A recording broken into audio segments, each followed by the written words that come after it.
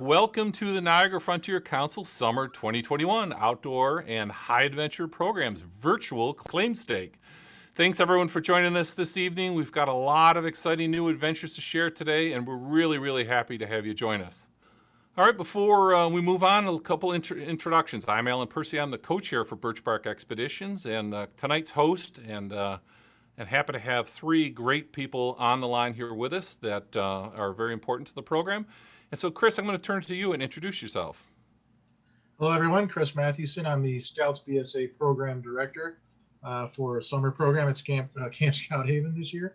Been on and off with staff and with the council over the years since about the mid-'80s. So I'm bringing all that experience to our summer program, and we're really excited to get going. We'll send it over to Josh next. Good evening, everyone. My name is Josh Stellrecht. As Chris said, I'm the camp director for Camp Scout Haven this year. Chris, you're going to throw me off. Chris and I used to be on the road. We were planning to run Camp Shelkoff last year before the big shutdown, and kind of regrouping with Stacy here. A little bit about me. I've been part of our council seasonal staff since 2009. Done everything at camp from aquatics to opening a tech center, program director, and pretty much anything else in between. Really glad you guys could be here tonight to hear a little bit about what we're planning for 2021. Stacy, you ready? I am all ready. My name is Stacy Ramos. I am the Cub Scout Program Director for Camp Scout Haven this summer. Back up, guys. I'm sorry. I'm finishing up a den meeting with the... sorry about that. Got a phone call. So anyway, I'm the Cub Scout Program Director for Camp Scout Haven this year. My role is going to be anything program related with Cub Scouts. So if you have questions about scheduling or what camp may look like as we get closer, you can contact me for that. I think that's it. And matter of fact, yeah, well, thanks the four of you or three of you for coming together and sharing your program. So let's get started with some new programs at Camp Scout Haven, and we're going to start with Cub Scouts. So Stacy, why don't you take it from here? All right. So first up, this is our Claimstake newsletter. It's posted at that link on the website. Any of the information we are covering tonight is going to be found in that newsletter. Great. And about Cub Scout Camp. All right, so our Cub Scout session dates are here listed. We have tons of availability in session 1. Session 2 is tentatively full, but you can be put on some sort of wait list. But we would ask that you choose another session in the meantime. Our highlights so far are the return of the scheduled programming. We are going to be rotating through scheduled program as we tackle this COVID situation. We do have a brand new STEM center coming this year. Program for that is going to basically revolve around all of the aspects of STEM. And for session 1, because it starts on the 4th of July, we are planning some sort of 4th of July celebration, a carnival with a barbecue, kind of all of your highlights of July 4th, but out at Camp Scout Haven. So it should be great. And I'm going to pass it on to Chris for Scouts BSA. Great. Sounds like a great program. Go ahead, Chris. Thanks, Stacy. Well, as you all know, we've moved over to Camp Scout Haven for the 2021 season, and we're very excited about that. Personally, I'm excited to see scouting come back, the scouting level come back to Scout Haven after 33 years. As many of you know, Camp Scout Haven ran for many years. It was one of our very first places to have summer camp and summer program way back in the later 1900s, 1910s, 1917, 18. So there's a long history there at Scout Haven of the Scouts BSA and Cub Scout backgrounds. This year, we're looking to come out, to provide the very best program that we can. Our goal is to be the best in the Northeast region, and we're very lucky right now. We have our staff pretty much together already. We're still placing a few key areas. But we're in very good shape with staff. Not a lot of camps can say that right now. What I'm really excited about at Scout Haven and coming in there is that Scout Haven's always been a waterfront camp, an aquatics camp. Obviously, because we have Crystal Lake there, it's a large lake. We can do a lot of program on there, and we're excited with this move to Scout Haven that we can provide more on our aquatics. We've had excellent aquatic staff over the years, and now we can give them more tools and more things to provide better program to all of you. So what can you expect from that? Well, you can come out and expect better swimming experiences, better boating experiences. We'll have stand-up paddle boards, kayaks for the Scouts PSA. We're going to do scuba sessions, just like we've done in years past at Shelkoff. We're going to do small boat sailing. About the only thing we can't do in aquatics is the motor boating, as the laws don't allow motors on gasoline engines and motors on Crystal Lake.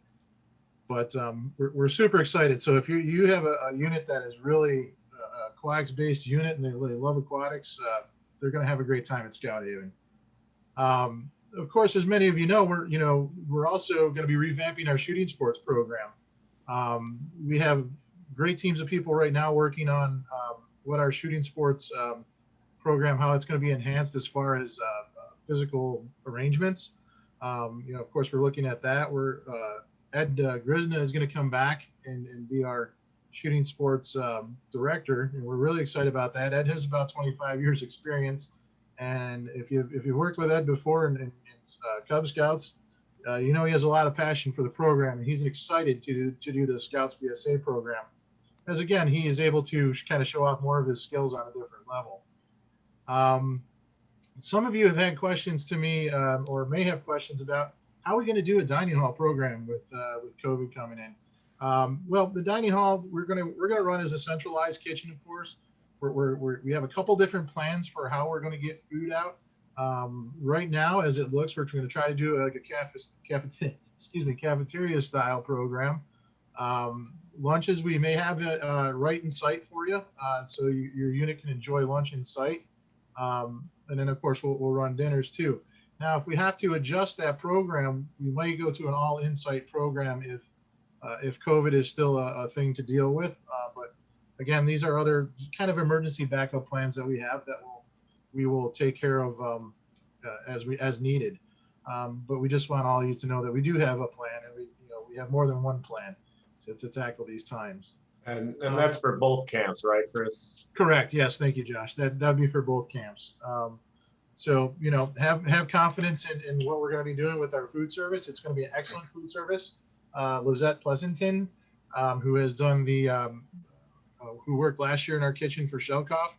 The one thing we love about Lizette is she puts flavor in the food, and and she's done a great job for us. So we're excited to have her back, and we'll have a very strong kitchen staff. I wanted to mention a little bit about special program. Right now, I'm currently working with a couple of great people that have been in the council for a long time. We're working on, with this new camp environment, different things that we can bring back that were maybe older programs, as far as just different things that the Scouts can do during the week besides the traditional merit badge program. We're looking at fine tuning all that stuff, and we're going to have more information on that out very soon. I would look right after the holidays to have that, to have those exciting things to read about. Excuse me. So we're going to have a couple different things for that. Our sessions are Scouts PSA session 1/7/18 to July 23rd. That is pretty much almost full. Scouts BSA second session 2 is July 25th to the 30th. That is almost full. And we have some room in Scouts BSA session 3, which is August 1st to August 6th. And I'll mention also that is our Provo Scout session. So if you have Scouts or of units that have Scouts that maybe don't have a unit to go to camp with, or want to come back for a second week of camp, or want to finish up those merit badge, a couple of different merit badges, Provo Scouting is a great way to go. Excuse me. So that session will be provided in session 3. Again, we're very excited. There's going to be more to come as we get through these months going into the spring, and we get more news on things. And I'll be getting those out to you. good place to always check with me in is on the Camp Scout Haven Facebook page or the Camp Shelkoff page. I put information on both of those pages. So when there's news that come out, that can be checked. Or you can get in touch with me as well, and we'll have some information on how to do that towards the end of this session. But I'm happy that we're back at Scout Haven, and as I said, and we're looking forward to a really, really great season. With that, I'll hand it over to Josh. I'm sorry. Thanks, Chris. As camp director, I get to handle a lot of the business side of things. So I'm just going to review a little bit about the pricing information, a couple things going on. Reminder, this is in the Claimstake newsletter, spelled out in more detail. So if you need to look back on it, please do check there. Feel free to contact me. So I've listed the 2021 pricing. All of these prices include the COVID fee that GNFC has instituted for resident camp. So that is a $50 fee for Scouts BSA and a $40 for the Cub sessions. And that's just to cover our anticipated costs for additional staff, additional cleaning, additional disinfectant, and really anything else that New York State's going to throw at us in the weeks leading up to camp. Because we want to make sure that we have items ready for you guys and we have our backup plans ready to go. On top of that, this also, there's the early bird discount pricing. So the main benefit of the early bird pricing is the $25 discount applied to your final payment if you make the bunk deposit on time. So it's basically getting the bunk deposit back. But what that does for us as the camp planning team is it lets us get a good idea of how many people to expect at camp, which does a load for our back office to start purchasing things, getting sites arranged, and a whole lot more. So please do try and make that deadline. The 15th is also when campership applications are due. There'll be an application going to our website probably around beginning of January where you can apply for financial aid if anyone in your unit's in that position. Please encourage them to apply. We do have funds available and we're willing to work with people where we can. And the other big thing we've changed pricing wise for this year is our refund policy. We after last summer, we understand, nothing's set in stone with what's going to happen going into 2021. And so we want you to know, first off, if people are feeling sick or if you think they might have COVID, like that's totally a reasonable excuse for not coming to camp. We want people to stay home if they're feeling ill regardless. And what we're going to do is we've changed our refund policy so you can get your entire amount back if you have a doctor's note or you talk to our camp health team minus a $25 fee if that's the case. If it's early enough in the summer, we'll work with you to reschedule to see if we can't get that scout out to camp later in the summer. The other thing with all the uncertainty is we've just changed the policy in general so you can get a refund for any reason up to 30 days before your session at camp starts. So keep that in mind when you're making decisions about when you want to pay and how you want your structure to work, because we really are trying to do what we can to make it work out for you guys as well.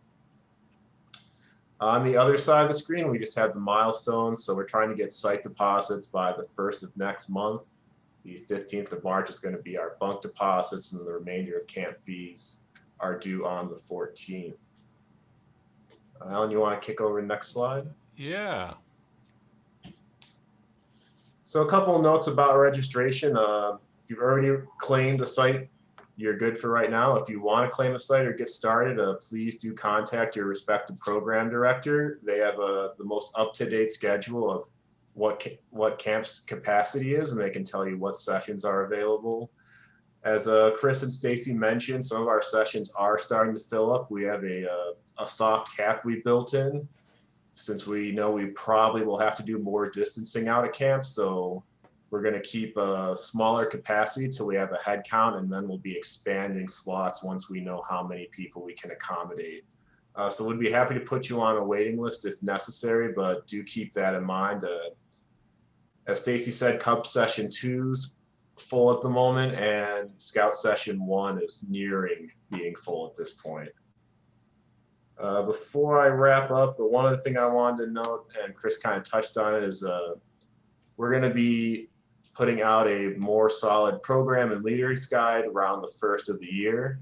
And we're going to try and spell out at that point in time what our best plan is for program. But do keep in mind, obviously with new information daily, we've got a couple different backup plans to choose from if and when the situation should change. But our goal is to get that information out to you, what we're most likely going to do by the first of the year, so you can start working with your units to make plans to join us out at camp this summer. Sounds like fun. How do I sign up, right? So, sounds great. Thanks, Josh. Thanks, Yep. Chris, for sharing that. So I wanted to cover our Birchbark Expeditions program, our homegrown high adventure program by the Greater Niagara Frontier Council, and share with you some updates on that. So first, we wanted to let you know that we now have 2 programs. We launched our new Birchbark Expeditions Western New York Waterways program this summer, and we're thrilled about that. I'm going to show you a little bit about that program here. And also to our traditional 7-day Algonquin Adventure program, and I'll give you just a couple updates we've got on that. So let's dive in and talk about our new Western New York Waterways program. Well, thanks to a very generous donation by some community leaders, we were recipients of a nice, wonderfully outfitted trailer and 6 almost brand new Mad River canoes to use for the program. And what this is really designed to be is an entry for units into canoeing. A taste of a canoeing experience, a way to explore Western New York waterways within a couple hours drive of Erie County. And it's currently designed as a day program, and eventually we'll hope to include additional overnight options. And COVID restrictions have limited us pretty much to day programs at this point, but we're very much looking forward to maybe 1 or 2 night overnight programs. It comes fully equipped. Our guides come out with all the canoeing equipment, canoes, paddles, PFDs, the safety equipment, including painter lines and bailers and all the rest of that you would need to safely paddle on the waters. And of course, all the experience that comes with each one of these guides. And many of our guides have been with the program for 15 years or so, and have been lifelong canoer and canoeists and know where all the really neat spots are. And we've designed the program to be very affordable at $15 per person per day. And if you're one of those units that had your 2020 trek to Algonquin canceled, we actually have a discount for you. And we have more details on the website about that. So again, very, very affordable program. One of the questions that pops up is who can participate? Well, it is truly a high adventure program, so it requires that there's registered scouts and scouters, and the program requires that they be 13 years or older by September 1st of the summer that they're going to be paddling, and have passed a BSA swim test in the last 12 months. And I know for some units that's been tough due to COVID restrictions as we went into fall, and we had to reschedule a few units to the spring, but maybe that would be something to think about as you start to plan your unit scheduling for the spring, as let's make sure you get those swim tests done and behind you. Also, of course, the adults have to have youth protection training, and we strictly follow the BSA 2 Deep leadership, including how we handle female scouters and having additional adults female adults to help with female scouters. Scouts. So we're real excited about this program. I think it's open to a lot of scouts and gives them quite an experience. And what you're seeing here is a picture from Troop 229. They're one of our first troops to take us up on one of our treks, and they did a great trek out on the Buffalo River. So nice picture of them. So what is there to see? Well, we've worked over the summer while we were in COVID lockdown to scope out many of the really nice waterways here in Western New York. And here's another picture from Troop 229 when they paddled out the mouth of the Buffalo River out past the lighthouse there and into the next bay. And we got a great quote from their committee chair, and basically sharing what a great experience it was for him and his scouts to get out, especially after being, kind of pinned down all summer, to get out and spend some time on the water. And it's also a great opportunity to build some paddling skills where it's a few hours on the water, and help plan for bigger treks in the next summer. One of the questions comes up is, where can we go? Well, as I kind of hinted before, pretty much anywhere within a couple hours drive of Western New York is no problem at all. We started to build a library of treks, and Troop 416 went on one of our more difficult treks, which is down the Oak Orchard Creek, which is about a 4-hour paddle down the Oak Orchard Creek up north of Medina. And they had a great time. It was had just enough challenge for the scouts that it pushed them and pushed some of their skills a little bit, and the scouts all had to work together to navigate some of the a little more difficult ripples in the water and some of the trees that were down across the creek. So it was a great experience for them. But this is totally up to the scouts to choose where they'd like to go. And as I mentioned on the website, we've got a starter list of some ideas, but pretty much anything that is under Class 2 Rapids is open and available. So let's move on to talk about our Algonquin 7-day adventure program, our traditional program. Our plan is still to operate this next summer. We're hopeful that we get it under control, and with vaccinations are able to run the program. And again, just a quick reminder, it's an 8-day program. We've got 5 weeks scheduled in July, and I'll show you a chart in a moment of what the availability is. And this is a custom itinerary where scouts can plan their 5 days in the backcountry in any either easy or difficult trek based on their skill level. And we organize as crews of 8, which is typically 2 adults plus 6 youth. But any mix of adults and youth, we just can't go over a crew of 8, and we can go down to practically a crew of 5. A very common goal, of course, is to try to come up with a 50-mile trek, and we work with scouts to help design their trek that matches their skill level and takes them through the whole process. Just a quick note about participant requirements. This is similar. It's a high adventure program with a couple of little additions because it's over 72 hours. Obviously, anyone needs to be registered. Same requirement for 13 years old, passing a blue swimmer test, and a fully completed BSA health form. Parts A through D, good physical health and within the BSA height and weight limitations, which frankly is usually a challenge for the adults. And we recommend a scout is either a first class or well on their way to first class. The backcountry camping experience requires some camping skills, as you can imagine, that are part of the developing through the tenderfoot, to first class requirements. So we hope that most everyone is first class. So our Algonquin Plan A is still what we have slated for the summer, and we'll keep with this plan until we get to late spring, early summer, if the Canadian border doesn't reopen, or there's unusual difficulties in getting across the border. And of course, we love Algonquin. It's one of the wildest places within a few hours drive of Western New York. Has all these great waterways to paddle in, and there's some fantastic canoeing, and it's widely regarded by the canoeing community as one of the best places to do canoe tripping in our sector of the country.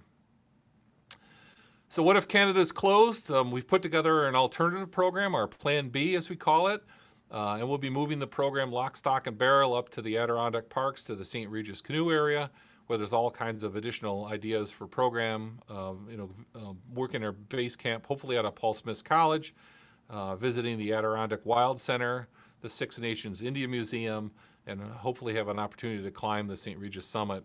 So, some good alternative program, and hopefully won't need to use this, but at least we got a Plan B. All right, so a quick peek at our availability for 2021. We've got one crew, a couple of crews from out of council for week 1 and week 2 at this point. Our week 4 is fully booked with a crew from Seneca Waterways, double crew from Seneca Waterways, and a triple crew from Maryland that's coming up. And then we've got availability, of course, in week 5. So still some good prime slots open, and we hope to have our weeks pretty well filled by the let's say the middle of January and February, which would be the great time to sign up. So how do you get started? A couple different things. First of all, to set up an invitation to have Birchbark Expeditions, either myself or one of our other guides, come to a unit meeting. We can do a presentation. We've got a little bit more detail we could share in that. and you can organize that. You can find on a wnyscouting.org/Birchbark site. You can see there's a request a presentation, or you can just drop us an email at birchbark@WNYScouting. We're happy to organize that. We also, too, have December 8th, our Birchbark Information Night scheduled.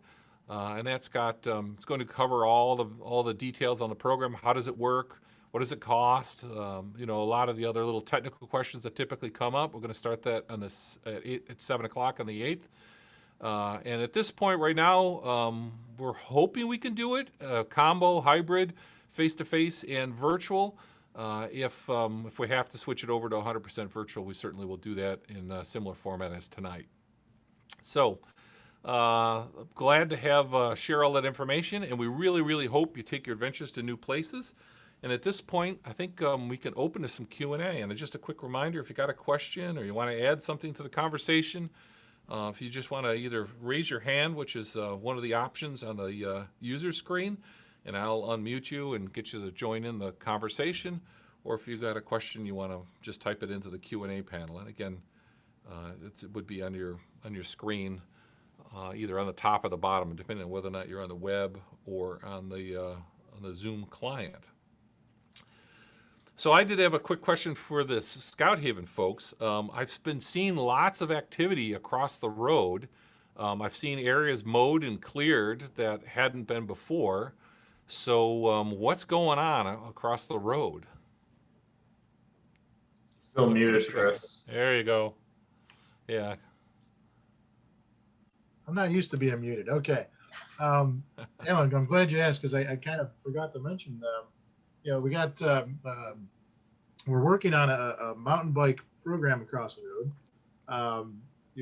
Jacob Ashley's working on a trail over there, and we also have a couple other people that are going to lend their expertise in on the trail. And so right now it's, you know, it's in kind of the, Jacob's been working on this for a little while, but it's kind of in the rough stages. And you know, we're looking forward to having that as a summer program this year. And I think it'll be exciting for you know, a lot of the older scouts or those that like bicycling. And it's going to be a challenging course. You know, if you've ever been on that side of the road and did some hikes up there, you'll know that, you know, the terrain is up and down, and you know, there's obstacles, and so there's going to be a lot of thinking and a lot of adventure for sure.